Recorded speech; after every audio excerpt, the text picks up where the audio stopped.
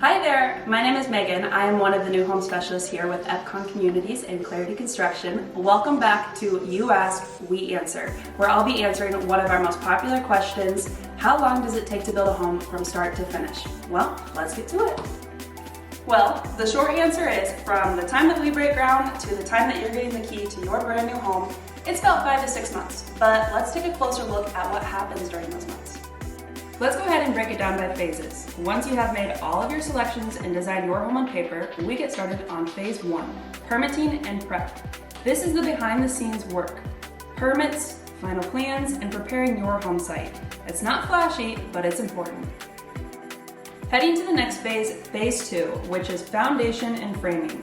We pour the foundation and get your home framed up, and this is when you really start to see the progress coming along.